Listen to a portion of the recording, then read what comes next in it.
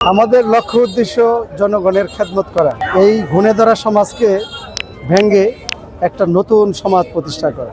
বাংলাদেশ খেলাফত মজলিসের প্রার্থী হেদায়েতুল্লাহ হাদী জাগরণী পথযাত্রা। কিশোরগঞ্জ ১ সদর থেকে হোসেনপুর আসনের ১০ দলীয় জোট সমর্থিত বাংলাদেশ খেলাফত মজলিসের প্রার্থী মাওলানা হেদায়েতুল্লাহ হাদী জাগরণী পথযাত্রা কর্মসূচি পালন করেছেন। হাজারো কর্মী সমর্থক নিয়ে শোলাকিয়া ঈদগাহ মাঠ থেকে মিছিলটি বের হয়।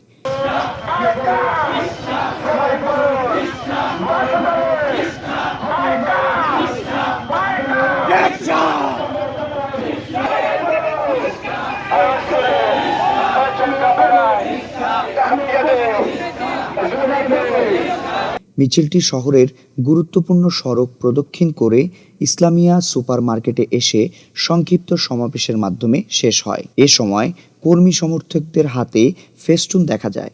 পাশাপাশি ১০ দলীয় জোটের প্রার্থী জনতার মার্কা, রিকশা মার্কা সহ বিভিন্ন স্লোগান দিতে দেখা যায়।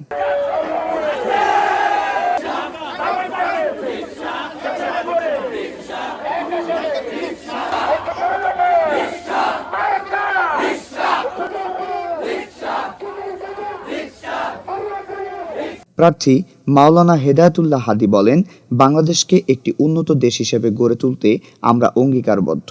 আমাদের লক্ষ্য উদ্দেশ্য জনগণের খেদমত করা, এই ঘুণে ধরা সমাজকে ভেঙে একটা নতুন সমাজ প্রতিষ্ঠা করা। যে সমাজে মানুষ নির্যাতিত হয়, এই সমাজকে আমরা ভেঙে খান খান করে আমরা একটা নতুন সূর্য, নতুন সমাজ, নতুন একটা আমরা দেশ দিতে চাই, নতুন একটা ব্যবস্থাপনা দিতে চাই। যে ব্যবস্থাপনার আওতায় প্রত্যেকটা মানুষ তার নিরাপত্তা পাবে।